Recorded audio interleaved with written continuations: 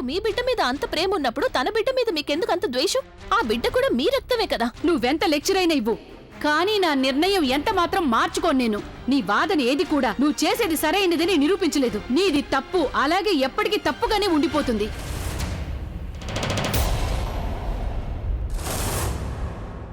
నువ్వేమనుకుంటున్నావు? నేను అబార్షన్ చేయించుకోవాలని ఎందుకు డిసైడ్ అయ్యానంటే, ఎందుకంటే నాకు తెలుసు నువ్వు అభితో పాటు ఉన్నంత వరకు నాకెప్పటికీ కూడా అభితో పెళ్లి కాదు.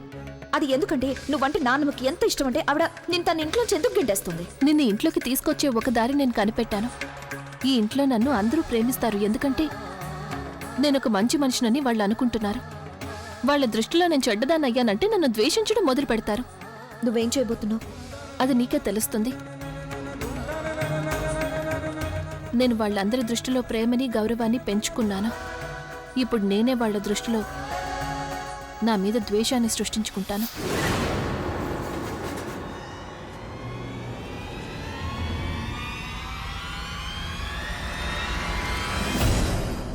నా తప్పేమీ లేదు. నాది తప్పని ఎవరైతే అనుకుంటారో వాళ్ళదే తప్పు. నువ్వు చాలా పెద్ద తప్పు చేసావు ప్రజ్ఞ. 4 వైపుల ఈ మండపాన్ని చూడు, అలాగే ఈ పెళ్లి కూతుర్ని చూడు. నీకేమనిపిస్తోంది? ఇక్కడేం జరుగుతోంది? అర్చనకు తన సంతోషాలు దక్కకపోతే మేం తప్పు చేసావనిపిస్తోందా? మరి నువ్వేం చేసావు? ఈ అమ్మాయిని ఏ విషయానికి శిక్షించావు నువ్వు? ఇప్పుడు మండపం నుంచి పెళ్లి చేసుకోకుండా వెళ్ళిపోతాను. ఒక అమ్మాయికి ఇంతకంటే పెద్ద శిక్ష ఇంకేమీ ఉండదు. మరి అందుకు బాధ్యులెవరు?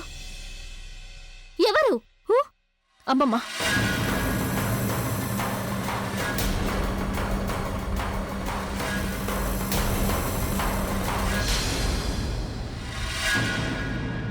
దీనంతటికీ బాధ్యురాలు అమ్మమ్మ. మొత్తం అంతా తెలుసు కూడా ఆవిడ బలవంతంగా ఆకాష్కి పెళ్లి చేస్తున్నారు. కావాలనే ఆవిడ 2 అమ్మాయిల జీవితాల్ని నాశనం చెయ్యాలనుకున్నారు. ప్రజ్ఞ, అక్క నిర్ణయం తప్పు కావడానికి వీల్లేదు. ఒకవేళ అది నీకు తప్పు అనిపిస్తే అప్పుడు ముందే మాకు చెప్పాల్సిందిగా.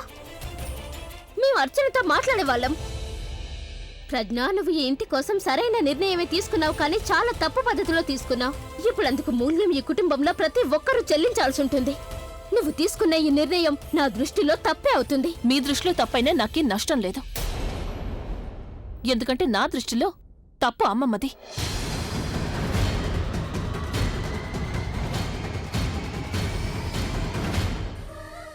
ఆయన మీ మనవడు. ఆయన తల్లిదండ్రులు చనిపోతే మీరెంతో కష్టపడి ఆయన్ని పెంచారు. ఇవాళ ఈ ఇంట్లోనే మరొక పిల్లాడు మిమ్మల్ని మీ ఆశీర్వాదం, మీ ఆప్యాయత ఆశిస్తుంటే మరి మీరు ముఖం తిప్పుకుంటున్నారా? ఎందుకు?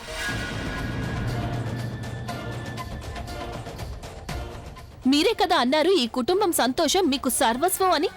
ఈ కుటుంబంలో ప్రతి ఒక్క మనిషి మీకు సరిసమానం అని. అదంతా నాటకం, అంతా పైపైనే. మీకు మీ సంతోషం తప్ప ఇంకెవరి గురించి బాధే లేదు. తనను చూడండి, తను మీ మనవడి బిడ్డకే తల్లి కాబోతోంది. మీరు నాతో అన్నారు కదా మీకు ఈ ఇంట్లో మనవడు కాని మనవరాలు కాని కావాలని. వాళ్ళు మీ ఒళ్ళో ఆడుకోవాలి, ఇంట్లో కేరింతలు వినిపించాలి అని. మీకు ఈ ఇంటి వారసుడు అంటే ఆయన బిడ్డే, ఆకాశ బిడ్డ కాదు కదా. ఎందుకంటే ఆయన సాధించారు, ఫేమస్ కాబట్టి. అమ్మమ్మ, మీరు ఇంత స్వార్థపరాలుగా ఎలా ఉన్నారు? యాక్చువల్లీ కాదు, తప్పు నాదే. నేను ఇలాంటి ఇంటికి పెళ్లి చేసుకుని వచ్చాను ఎక్కడైతే పెద్దలు తమ ప్రేమ, తమ సంతోషాలను తమ పిల్లలు సాధించిన దాంతో తూస్తారు. ముసల్తనంలో మీ జుట్టుతో పాటు మీ ఆలోచనలు కూడా మారిపోయాయి. మీరు మీ పిల్లల మధ్య డబ్బు మూలంగా తేడాలు చూపిస్తున్నారు.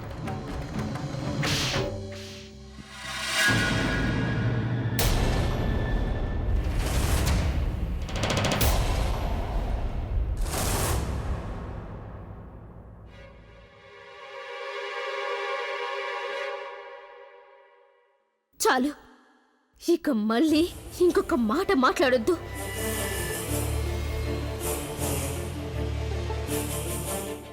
మాట్లాడతాను, ఎందుకంటే నేను మాట్లాడేది నిజం. అక్క ప్లీజ్, నువ్వు నా మూలంగా మీ ఫ్యామిలీతో ఏమీ లేదర్చన. ఇలా చేయడం అవసరం. ఎందుకంటే ఇంట్లో ఎప్పుడు ఇలాగే జరుగుతూ వచ్చింది. అయినా ఎవరు ఏవి అనకపోతే అప్పుడు ఎప్పటికీ ఇలాగే జరుగుతుంది. ఇక్కడ అందరూ కేవలం మంచి వాళ్లలా నాటకం ఆడతారు. వాళ్ళకెప్పుడు కూడా తమ డబ్బు, తమ హోదా కావాలంతే. ఎవరి ఫీలింగ్స్ గురించి ఏమీ అక్కర్లేదు. ఎవరైతే వాళ్ళ స్థాయికి తగ్గ వాళ్ళో వాళ్లతోనే మాట్లాడతారు. మిగిలిన వాళ్ళ వైపు చూడరు. ఒకరి మీద సానుభూతి లేని వాళ్ళు ప్రేమనెలా చూపిస్తారు? ఏ ప్రేమ గురించి మాట్లాడుతున్నావు ప్రజ్ఞ నువ్వు? అసలు కోడల కంటే ఎక్కువగా నిన్ను కూతురు అనుకున్నాం. నీ ప్రతి మాట విన్నాం. నీ ప్రతి నిర్ణయాన్ని గౌరవించాం. అభికి వ్యతిరేకంగా మేము నీకు అండగా నిలబడ్డాం. అయినా నువ్వివాళ మా మీద తేడాలు చూపిస్తావన్న నేరం మోపావా? ఒకవేళ ఎప్పుడు నాకు తోడుగా నిలబడితే మరి ఇవాళ అందరూ నా నిర్ణయానికి ఎందుకు వ్యతిరేకిస్తున్నారు? ఎందుకు అందరూ నా తప్పంటున్నారు?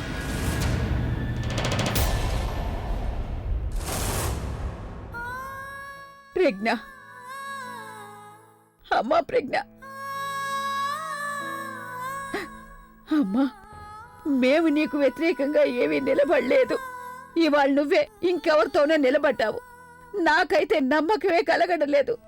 నా ప్రజ్ఞ ఇలా మాట్లాడుతోందా అని నేనెప్పుడు ఊహించలేదు కూడా, నువ్విలా మాట్లాడగలవని. అమ్మా, నేను అభి కన్నా ఎక్కువగా నీ మీదే నమ్మకం ఉంచాను. అయినా నువ్వు నా గురించి అలా అనుకుంటున్నావమ్మా. అసలు ఏమైంది ప్రజ్ఞ నీకు? నేను తేడా చూపించానా? కేవలం నేను నీ మీదే తేడా చూపించాను. నేను నా అభికి ఇన్నేళ్లలో అంత ప్రేమ ఇప్పుడు పంచలేదు.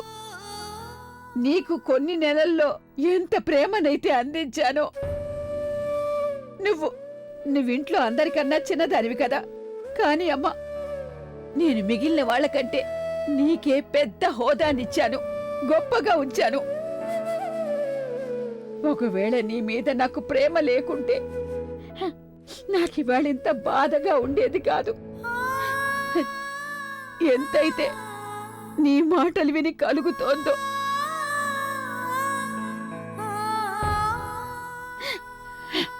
అదే నిజమైతే నిరూపించండి. నిరూపించండి మీకు ఎదుటి వాళ్ల సంతోషం కూడా ముఖ్యమేనని. నిరూపించండి వాళ్ళిద్దరినీ కలిపిన నా పద్ధతి తప్పు, మీరు కరెక్ట్ అని. మొత్తం అంతా మర్చిపోండి. అలాగే అర్చనాన్ని దగ్గరకు తీసుకోండి. తనకి ఇంట్లో కోడలిగా హోదానివ్వండి, ఆ గౌరవాన్నివ్వండి. దేనికైతే తను అర్హురాలో. నన్ను మీరు ఈ ఇంటి కూతురుగా ఎలా అనుకున్నారో తనను కూడా అలాగే అనుకోండి.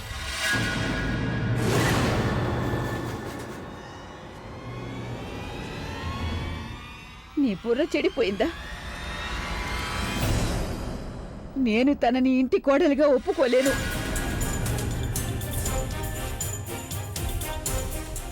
మీరు ఒప్పుకున్నా ఒప్పుకోకపోయినా ఏం కాదు. జరగాల్సింది జరిగిపోయింది. మీరు తనని మీ కోడలిగా ఒప్పుకున్నా ఒప్పుకోకపోయినా ఆకాష్ తనను తన భార్యగా చేసుకున్నాడు. ఈ ఇంట్లో తనకి చోటున్నా లేకపోయినా తన బిడ్డకి ఈ ఇంటి పేరు తప్పకుండా దక్కుతుంది.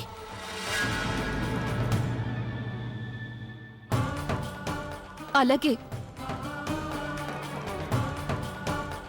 ఒకవేళ ఆకాష్ అలాగే అర్చన ఈ ఇంటి నుంచి బయటికి వెళ్ళిపోతే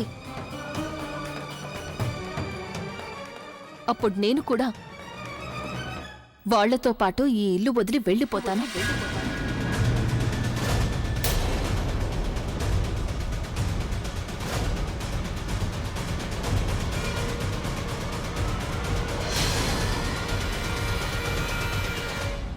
అంటే నువ్వు మమ్మల్ని బెదిరిస్తున్నావా?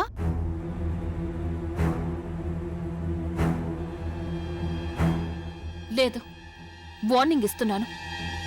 మొత్తం అంతా మర్చిపోయి తనని చేరదీయండి. లేదంటే అర్చనతో పాటు నేను కూడా ఈ ఇంట్లో నుంచి వెళ్ళిపోవాల్సి వస్తుంది.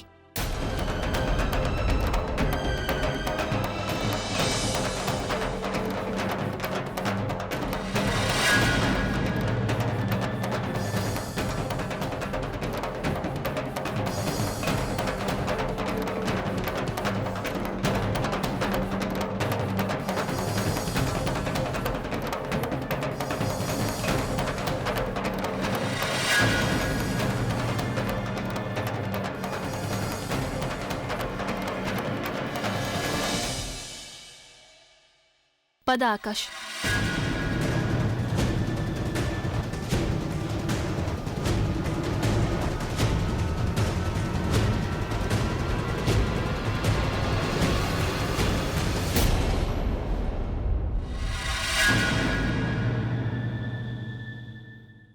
నేను చెప్పాను కదా, ఒకసారి మీ ఇద్దరికి పెళ్ళైపోయిందంటే ఇంట్లో వాళ్ళు మీ ఇద్దరిని ఒప్పుకోవాల్సి ఉంటుంది.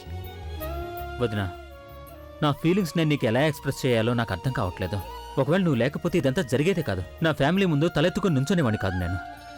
Thank you. కానీ అక్క, నువ్వు అమ్మమ్మగారితో ఆ రకంగా మాట్లాడకుండా ఉండాల్సింది. ఆవిడ మొహం చూస్తే స్పష్టంగా అర్థమైపోతుంది నీ మాటలు ఆవిడకి ఎంత బాధ కలిగించాయో. ఏమైందక్క? నీకు కూడా అంత బాధగాను అనిపిస్తుంది కదూ? అక్క, ఏ విషయమైనా నువ్వు మా ఇద్దరితో షేర్ చేసుకోవచ్చు. నువ్వు మా కోసం ఎంతో చేశావు. మాకు కూడా సంతోషంగా ఉంటుంది ఒకవేళ మేము నీకోసం ఏమైనా చేయగలిగామంటే. అలాంటిదేమీ లేదు అర్చన. నువ్వే కంగారు పడకో. అప్పుడప్పుడు కొన్ని పనులు ఇష్టం లేకపోయినా చేయాల్సి వస్తుంది. మనల్ని మనం కరెక్ట్ అని నిరూపించుకోవడానికి గొంతు పెంచాల్సి ఉంటుంది. అయినా అసలు నిజం చేదుగానే ఉంటుంది. మనం చెప్పినప్పుడు మరొకరికి అది తప్పుగానే అనిపిస్తుంది. కానీ నువ్వు అన్నదేది నాకు తప్పుగా అనిపించలేదు వదినా. అలాగే నువ్వు వచ్చిన ప్రెగ్నెన్సీ గురించి ఏదైతే అన్నావో దానివల్ల నేను చాలా విషయాలు రియలైజ్ అయ్యాను. సంతోషం ఏదైతే ఉందో అది అర్చన కాదు, అది నాకు రాసిపెట్టున్నట్టుంది. ఇంతకాలం నేను ఏదైతే మిస్ అయినా అది లభించింది.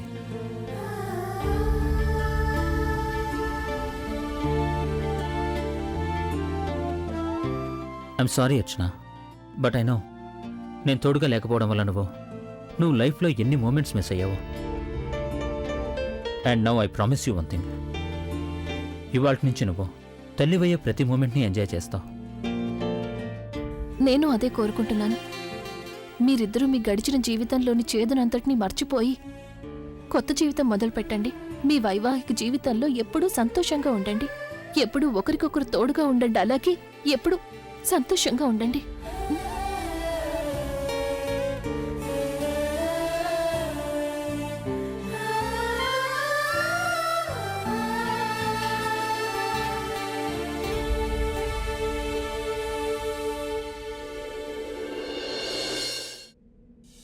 ఎందుకంటే నా దృష్టిలో తప్పు అమ్మమ్మది. ముసల్తనంలో మీ జుట్టుతో పాటు మీ ఆలోచనలు కూడా మారిపోయాయి. నువ్విక్కడ కూర్చొని ఏం చేస్తున్నావు? ఆకాష్ గది అలంకరించడానికి వెళ్ళలేదా? నీకు మీ నానమ్మ గురించి బాధగా ఉందా? లేదంటే నీ పిల్లం ప్రేమలో పడి గుడ్డివాడివైపోయి నీకేం కనిపించట్లేదా? తను మనల్ని అన్నన్ని మాటలు అంటుంటే నువ్వు నోరు మూసుకొని చూస్తూ నిలబడ్డావా? ప్రజ్ఞ మనతో ఇలా ప్రవర్తిస్తుందని ఎవరు నమ్మలేకపోతున్నారు. కానీ అలా చేసింది.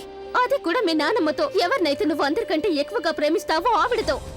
నాకింత బాధగా అనిపిస్తుంటే ఆవికింత బాధ అనిపిస్తుంది. అభి, నాకు నీ మీద కూడా నమ్మకం కలగడం లేదు.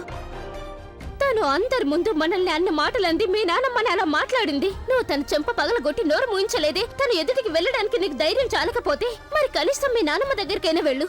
నువ్వు తను బాధపడకుండా ఆపలేకపోయావు. కనీసం తన బాధనైనా పంచుకో.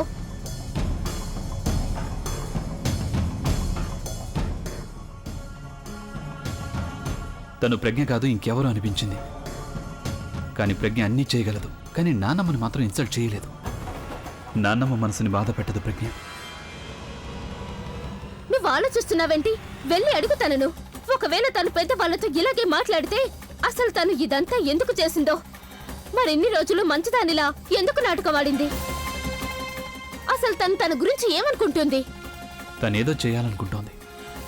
ఎందుకంటే ఇప్పుడు మనం ఏదైతే చూసామో అది నిజం కాదు. బహుశా తనేదో ఫేస్ చేస్తుందని నాకు అనిపిస్తోంది. తను ఎలాంటిదైనా కానీ మరీ అంత చెడ్డదేం కాదు.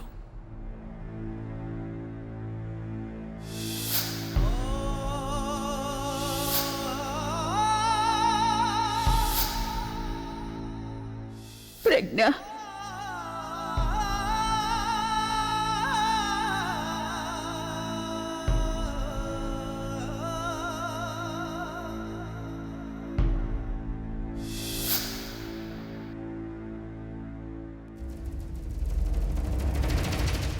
కానీ ఒకవేళ తను నాన్నమ్మ మనసును బాధ పెట్టుంటే అప్పుడు తను అందుకు మూల్యం చెల్లించాల్సిందే.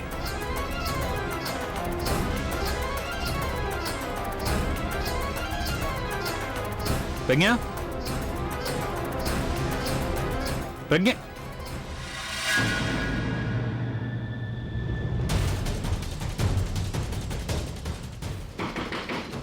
ప్రజ్ఞ ప్రజ్ఞ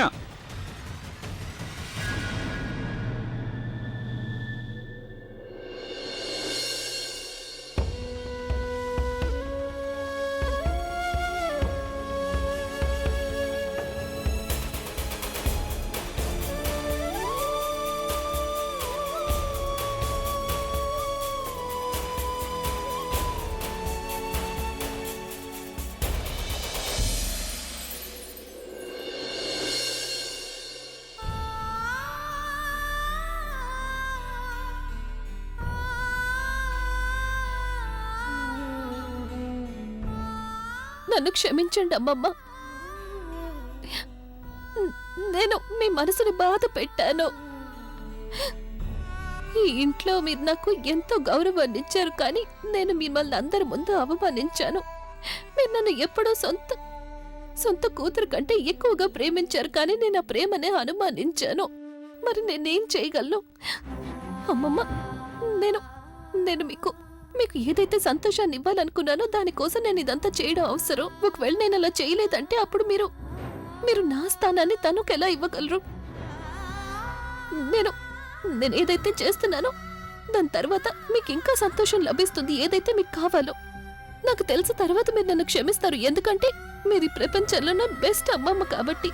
నేను ఇంటికి వచ్చిన దగ్గర నుంచి మీరు నాకెప్పుడూ మా ఇంటిని గుర్తు రానివ్వనే లేదు. అలాగే మీకు ఒక్కసారి మీ సంతోషం లభించిందంటే అప్పుడు మీరు నన్ను తప్పకుండా గుర్తు చేసుకుంటారు.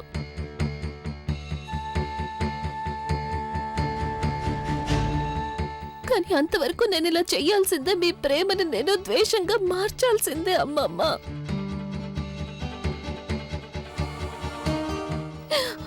ఐఎమ్ సారీ అమ్మమ్మ. మీరు నా మూలంగా అంత ఏడవలసి వచ్చింది. మీ ఒక్కొక్క కన్నీటి బొట్టుకి నేను బాధపడుతున్నాను, లోపల ఏడుస్తున్నాను అమ్మమ్మ నేను. కానీ నేనేం చేయను. నేను అలా చెయ్యాల్సి వచ్చింది అమ్మమ్మ, అలా చెయ్యాల్సి వచ్చింది.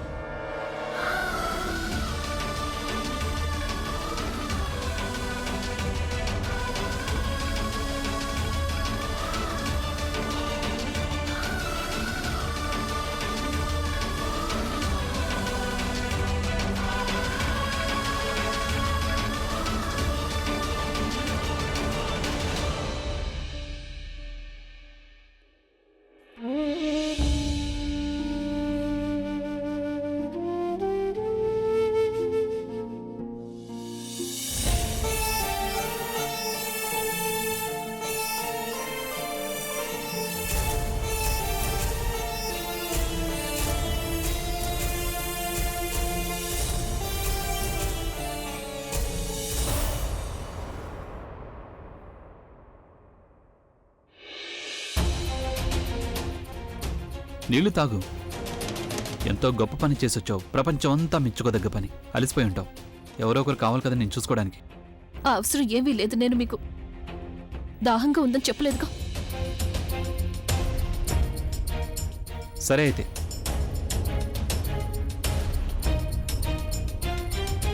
నువ్వు నీ కోపాన్ని తాగు, నేను నీళ్లు తాగుతాను.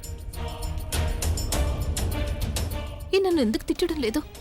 నువ్వేమనుకుంటున్నావో నాకు తెలుసు, కానీ నేనేమనుకుంటున్నావు నీకు తెలుసా? నువ్వెంతో టాలెంటెడ్ యాక్టర్స్వి అని. అంటే అది నాకు మా నాన్నమ్మ అంటే ఎంత ఇష్టమో తెలిసి కూడా అలాగే ఒకవేళ ఎవరైనా తనని హర్ట్ చేయాలని ప్రయత్నించినా నేను వాళ్ళని ఏం చేస్తానో తెలిసి కూడా నువ్వు మా నాన్నమ్మని ఇన్ని మాటలని ధైర్యం చేశావు. అది కూడా నా ముందే. నీకు భయం వేయలేదా? నేనేదైతే చేశానో కరెక్టే చేశాను. ఏదైతే అన్నానో కరెక్ట్గానే అన్నాను. నేను చేసింది కరెక్ట్ అయినప్పుడు ఎవరికి భయపడ్ను. దాని అర్థం ఆ రోజు రాత్రి నువ్వు నాతో చెప్పిన అబద్ధం కూడా నిజమేనా?